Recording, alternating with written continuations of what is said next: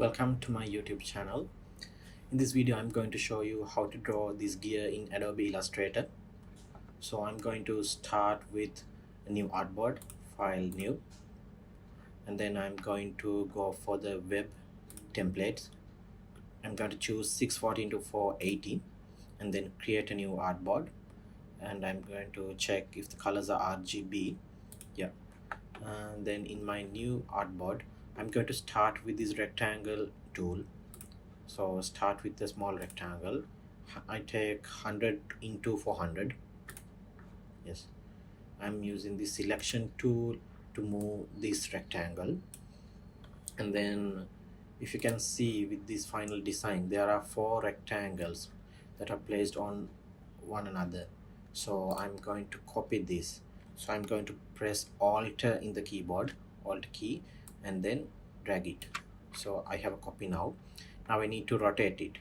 So I'm going back for this selection tool and then keep the mouse on this corner, and then this rotate cursor appears. So I'm going to hold it with the shift key so that it only rotates for 45 degrees and 90 degrees. Yes, then now I'm going to move it and put it on each other. So now I need another copy of this. I'm going to select this and then keep it aside and then make another copy. So now I need to rotate it into 45 degrees. I'm going to click in the corner and then rotate with shift key holding. Now I need all of them aligned on each other perfectly. So I'm going to select them all, move them into the center, and then with the align tab you can take it from window and align. From the align tab I'm going to click horizontal align center and vertical align center, so that now I have the perfect shape.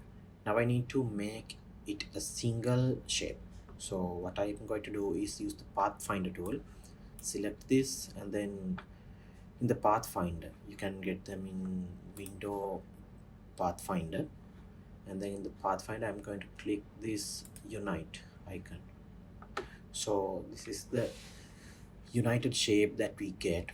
And looking again at the final result, there's a small circle in the center.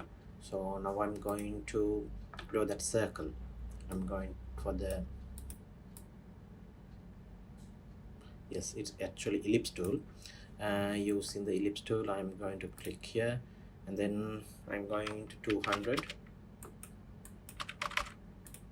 Yes, then move it to the center. Again I need to align it to the perfect center. I am going to select both of the shapes, click these two align icons, and then now I have them in the center. Now I have to fill color. I'm going to select them both. This fill tab I'm going to click it and give this red color. So both of them are red color filled. Now I need to cut this shape from the main shape. So I'm going to select this first and then press shift while holding, click on the circle, and then now I'm going to pathfinder and click this to compound shape to cut the second shape from the first shape. So this is the result we get. Now what I'm going to do is this get these smooth corners. So you need to apply an effect for that. I'm going to select the shape and then go to effect panel. In the stylized panel I get these round corners. You can switch on preview and get the rounded corners as you need. I'm going with, okay, let's see, 20, and then press OK. Now you have these perfect round corners, and now I need to remove this black line color.